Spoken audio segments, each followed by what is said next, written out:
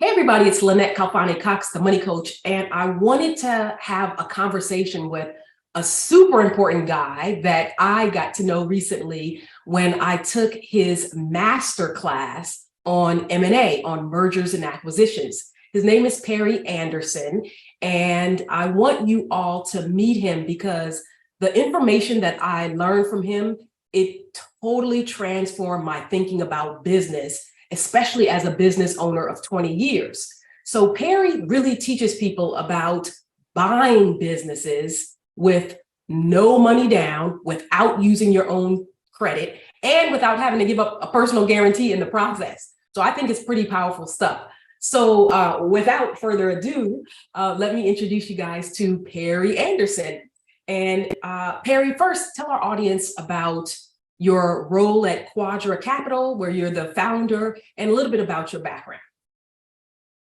Hey, Lynette, sure, happy to. Listen, great to see you again. It was a pleasure spending the last month with you, and I enjoyed it just as much as hopefully you did. So it's great to reconnect here on your platform. So yeah, thanks for having me. I guess a little bit about my background. So I'm Canadian by nationality, so live kind of part-time between homes in Vancouver and London, England, which is where I'm actually coming from now. Background is, I guess scholastically, I was sort of conventionally, and I'll get to this in a minute, I guess conventionally educated in sort of four countries, ended up with an MBA coming out of Oxford University. My goal in life was to sort of do commerce and to become sort of an entrepreneur and to buy businesses. And, unfortunately, I went through quite a few years of scholastic training, and it taught me virtually zero about going out and how to sort of go out and wage war to buy a business. And so pretty disgruntled in the process. I mean, met a lot of interesting people through school and made some great connections. But I think from an actual sort of tangibility standpoint, it didn't really deliver me a lot of value and didn't show me how to sort of go and do a deal. So bought my first business at the age of 24 and sort of went from there. I did it absolutely the wrong way. I went to a conventional bank and put up personal guarantees and ended up sort of acquiring a second and a third, and some I did rightly, some I did wrongly.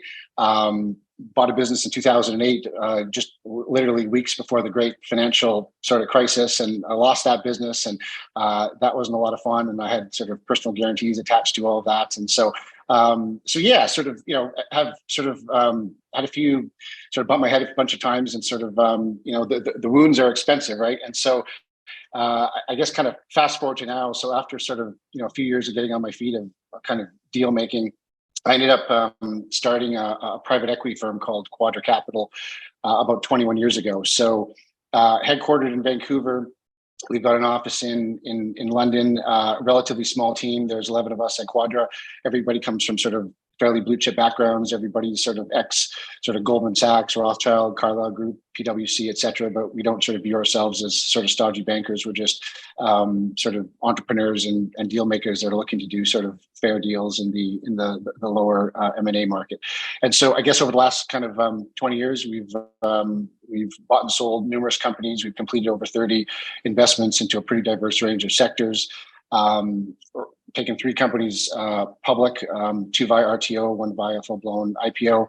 And we've also raised quite a bit of money through the capital markets. And I've got sort of 2 full-time capital market guys on my team. And I think everything that we've done sort of over the past couple of decades has sort of been underpinned by our ability to raise capital. And I think when I was starting out and I was sort of not educated to this, I thought that, when you have to go to buy something, you have to go to the conventional bank up the street and put down a whole bunch of your own cash and put up a personal guarantee and pledge your kids and give a pint of blood and all that stuff. And I've come to realize that it's not necessarily required. And so I learned a lot about the alternative finance space, and it's a pretty large space, and it's a completely different dynamic when it comes to sort of raising capital for acquisitions. It's really hard to fund a startup, but it's relatively easy to fund a cash flowing business with long operating history. And so once I sort of learned a little bit about that, it sort of changed my paradigm about how I've transacted. And so so I'm just a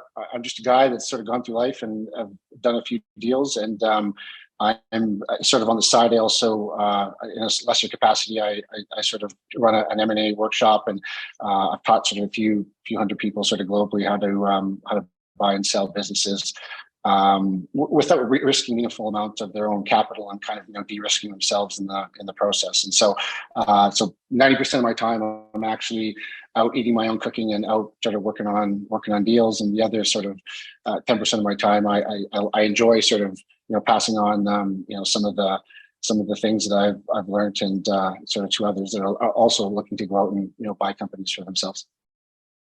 Thank you so much for that introduction. And I think it does give a great amount of your background and motivation in terms of being able to pass along a lot of the knowledge. Before we get to the first question, I really wanted to ask you about buying a business and kind of why people should buy a business versus starting one. I want to pick up on something that you said, because I do think it's super important in this moment.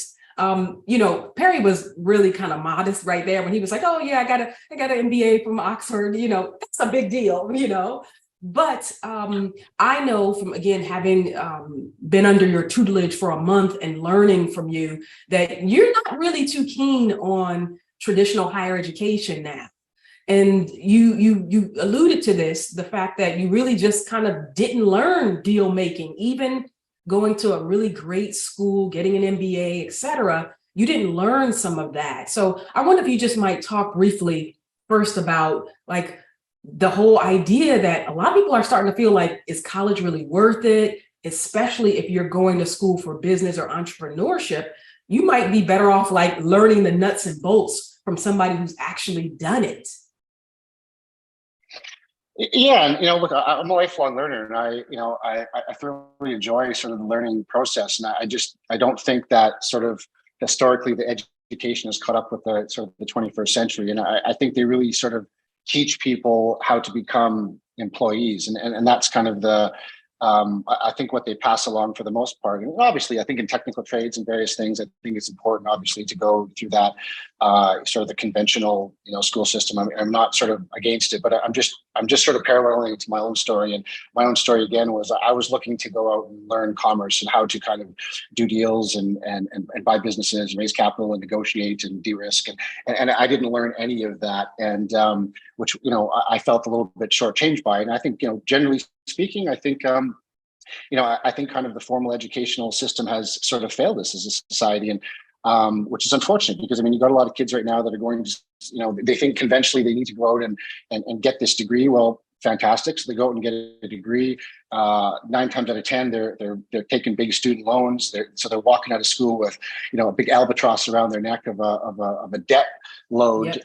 That they got to start servicing as a young individual coming out of school, which is not a good place to be. I think secondly, they're getting a degree that really doesn't make them competitive at all. I think a degree was something years ago, and I think it's just it's pretty ubiquitous. Everybody has a degree of some sort, and I think it just doesn't make you competitive, nor give you the same competitive advantage that perhaps that did sort of decades ago. And so definitely not against learning, because again, I'm a big advocate of education, but I just think that for me personally, going out to learn commerce and do deals, it didn't equip me with what I was after. And so this is part of the reason that I do this, is I sort of want to be able to also pass along the things that I've kind of had to learn through bumping and grinding and bumping my head through business. And unfortunately, the hard lessons are the ones where you actually end up, losing money, and it costs you at the end of the day.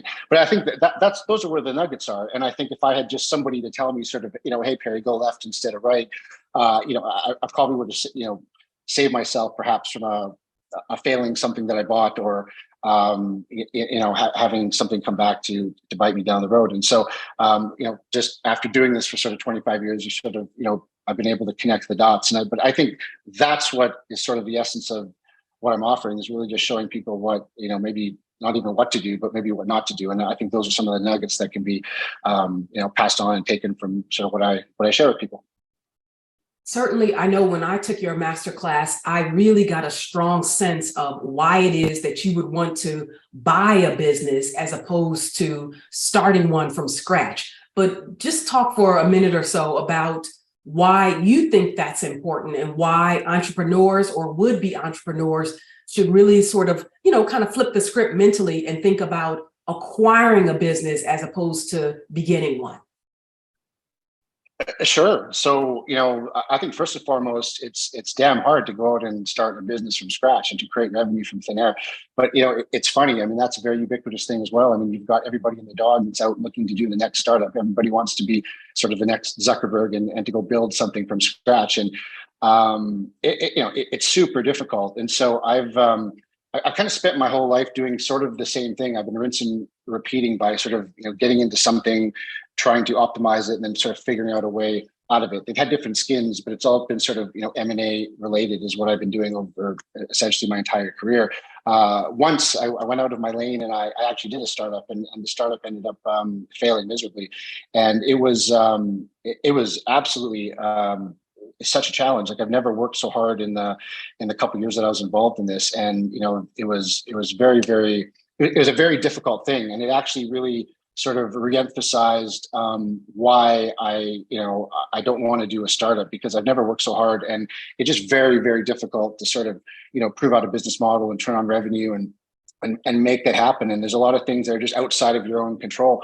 And so I've just fortunately, I've learned that lesson. I've just gone back and I've told myself I'm never going to get out of my lane. I'm just going to go back and just acquire something, because it's a lot easier to acquire a revenue stream from someone else who's built it, as opposed to you going out to do it sort of from scratch. And so, but yeah, this is a great time to go out and buy a business. And in fact, I think it almost couldn't be a better time to be able to go and do this, because I think you've got two interesting phenomenons that are happening. So, on one side of the ledger, you've got sort of this is the largest transfer of wealth is happening in the history of the world, and so you've got sort of the baby boomer generation that's now not wanting to, but they need to pass along the business that mom and dad have started, and usually the kids don't want it. They just either want the money or they're out wanting to be the next Mark Zuckerberg. So it becomes a problem, because I think a lot of these business owners just thought that they could just sell it when the time is right. But there's proportionally very few buyers for these businesses, and there's more and more coming to market every single day. And sort of quite funny, it's actually the first time in life that adult diapers are starting to outsell children's diapers. So that kind of tells you something. There's a lot of businesses sort of coming to market. So one side of the ledger, you've got a lot of businesses, and there's proportionally no buyers for.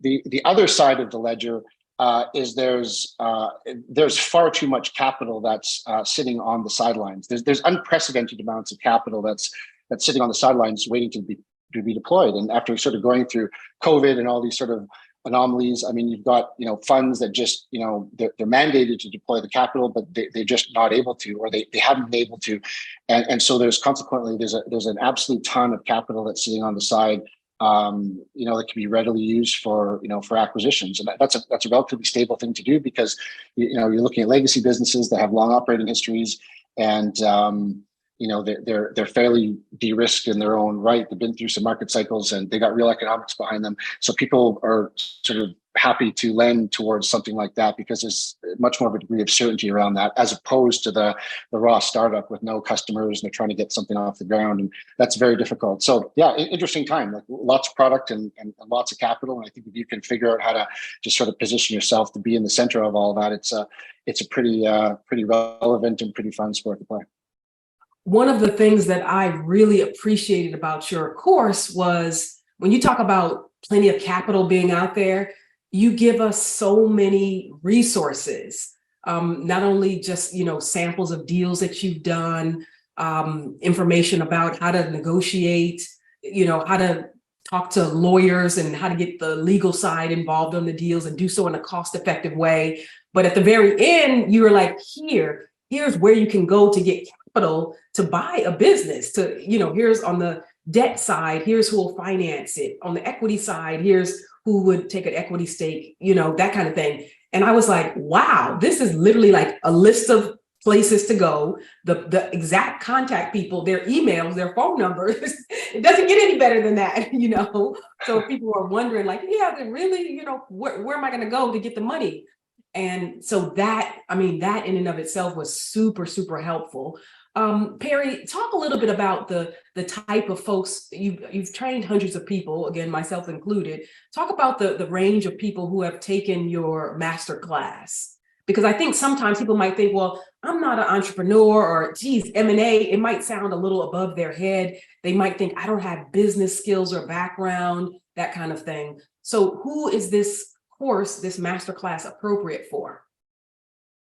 Yeah, great question. So actually, just maybe to back it up just really quickly. So how this actually started was, I actually was speaking to somebody that I know in London, and they asked me, they said, like, Perry, is it actually possible to go and buy a business without using any of your capital? Like, I heard it's not possible to do that. And I said, no. I said, yes, I've done it several times. And they're like, well, how do you do it? And so I kind of explained to them how to do it. And they said, that's really interesting. They're like, you should really tell somebody about that. And so light bulb sort of went on, and I just thought, yeah, maybe I will. So sort of in a small capacity, I was kind of traveling, and I was sort of setting up these little meetup groups and workshops, and essentially showing people how to do this. And so yeah, like, who would end up turning up for these things? Like, I really wasn't too sure, when this sort of started off. And so, but kind of fast forward today, like, hasn't been sort of huge numbers, but again, I put sort of a few hundred people through the program. And so it's been fairly diverse. So I've had, from sort of single mother housewives to, I've had two people now, who work for Goldman Sachs that have attended. I've had lawyers, I've had accountants. I had a guy that owned like 8 or 9 bakeries, and he was looking to buy more, and he wanted a smarter way to be able to do it. It's been a real range. It's been, male, female. I'd say the age range has been sort of, kind of 18, 19, right through to probably like kind of in the 60s. So, I've had probably, it's been interesting. It's been a real blend of entrepreneurs already, people who already own a business. People that are wanting to, instead of sort of struggle to grow their own business, organically, client by client, they can just go and, almost in the proverbial afternoon, to go out and just sort of double the size of their business just by doing a deal. And so, the entrepreneurs that want to use these methodologies to be able to grow their own business. And then I've also had people that, perhaps employees that were just working at a business but wanted to jump into entrepreneurship, but maybe found sort of starting a business might be a little bit risky, so they just wanted to get their own first deal over the line. And so it's been a bit of a blend of kind of entrepreneurs and people that are employees and looking to go on the entrepreneurial journey. So, and geographically, it's been people right across the kind of the Western world. So it's it's been all over the map, but it's been a ton of fun, and I've learned I learned a ton from the people that I've been able to have the privilege of working with. So it's been great. That's great. I know I learned a ton as well. I'll highlight like 3 or 4 things, and then let me ask you what others have said to you in terms of what they took as their main takeaways or the main sort of lessons learned.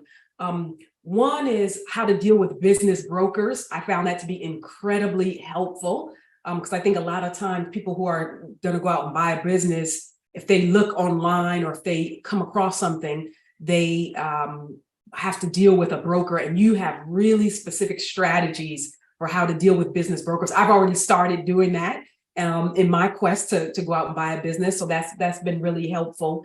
But you also talk about deal sources and the best place. I won't give away too much of the secret sauce here, but and how some of the best deals are actually closest to you.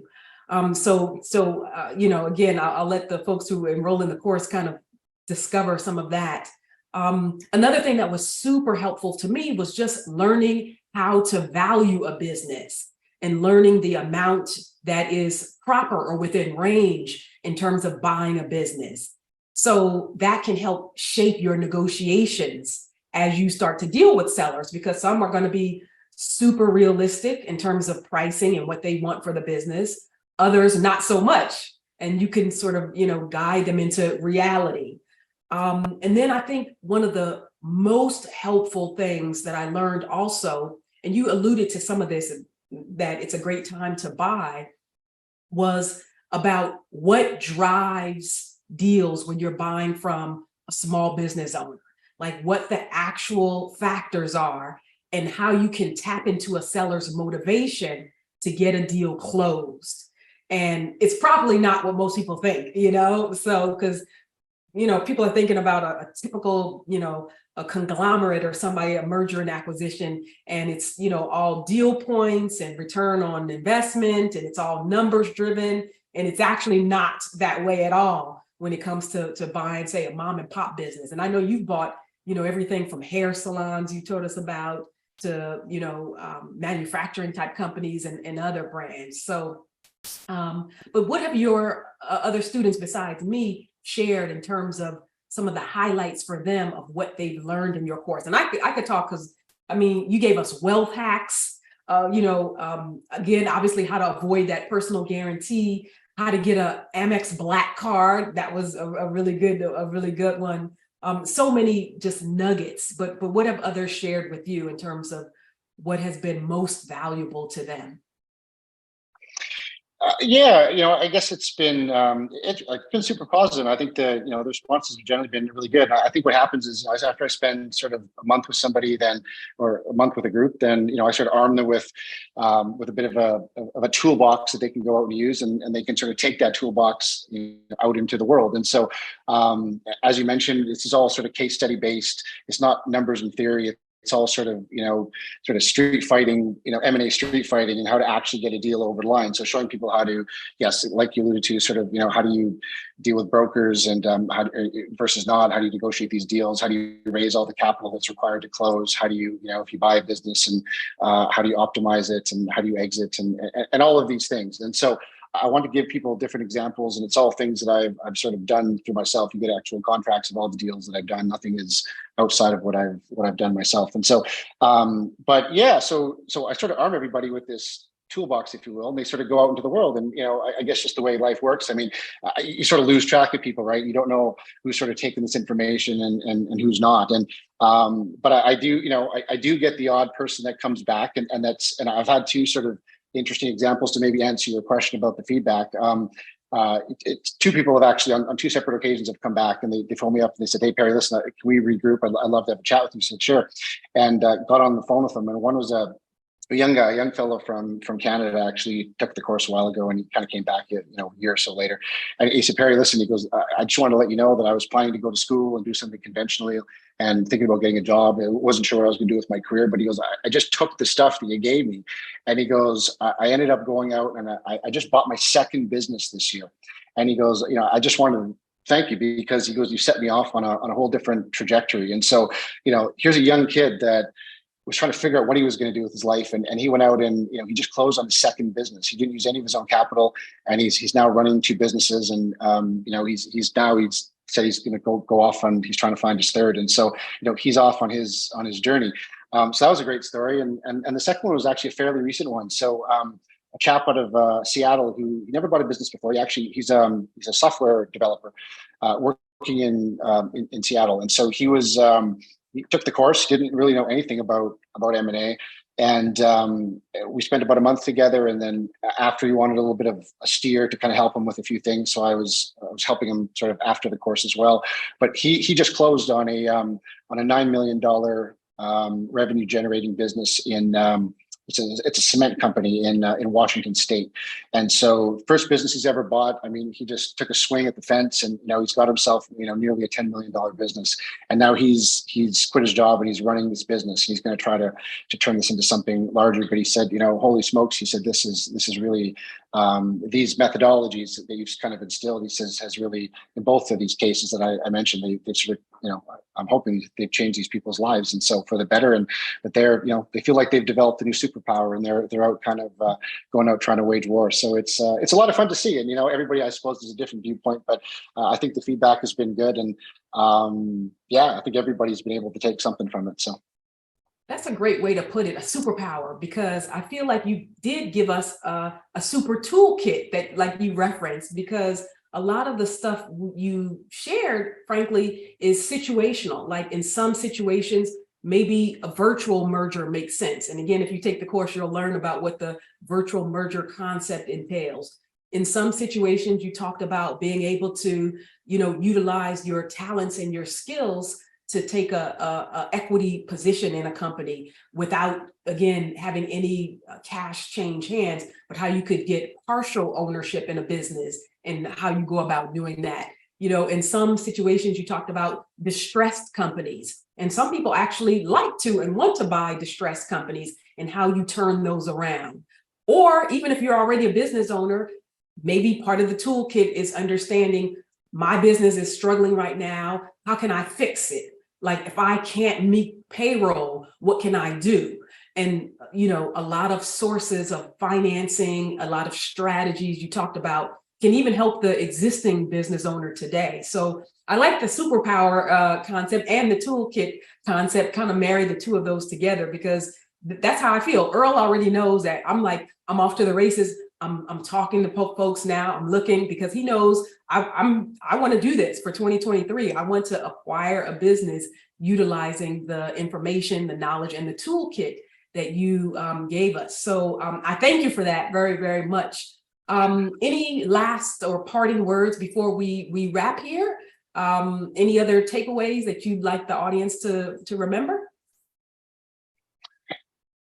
No, I mean, really just reinforcing what I said earlier. I think this is a great, it's a great time to be doing this. And I think, we're sort of, navigating uncharted territory at the moment, sort of with the macro backdrop that's going on in the economy right now. And, I think it makes a lot of sense. I think the best thing you can do to kind of, create some wealth and stabilize yourself is to buy a revenue stream. And so, because it's a lot easier to buy one than it is to start one from scratch, which sort of, we covered earlier, which everybody seems to be doing. And so I think, buying a stable revenue stream, and it doesn't have to be fancy or it doesn't have to be anything complex, but just having ownership to some, stable reoccurring revenue that's coming in is probably the best strategy for sort of stabilizing your own situation and sort of catapulting yourself to the sort of the wealth building framework. And so I think it's a great time to do it, and I think everybody should have an ownership or a stake or a control in a business, because I think it's just a prudent thing to do, and I'm sure that sort of also sort of dovetails into the stuff that you teach as well. And I think it's I think it's a great time to do this. And again, sort of what I'm offering is I'm not looking to put people to sleep with boring spreadsheets, and this is not sort of academia. It's not just boring sort of at all. Actually, very fun and exciting. Down over it. So I love my cohort. It was not at all boring. I was like every week looking forward the 2 sessions on Tuesdays and Thursdays. So it was just really, really great. And I know I sent you an email. Thank you so much. I learned so much. So, okay, we're going to wrap it up here, but I want to encourage you guys, anybody who's been thinking about entrepreneurship, if you own a business, if you want to build your wealth, if you want to grow your net worth, I really do strongly encourage you. I could not more strongly recommend this M&A masterclass. I said it was frankly the single best business training that I've ever taken, period, end of story. And that's really high praise. Go ahead and check out the link below. You're going to be able to get more information, see how to enroll in the next masterclass. And then I would love for you to share your feedback and let me know what happens and how you expand and grow. I'll be sharing my own story as well. Believe me, when we acquire the next business, I'm going to tip my hat to Perry, and I'm going to let you guys know as well. All right. Take care, guys.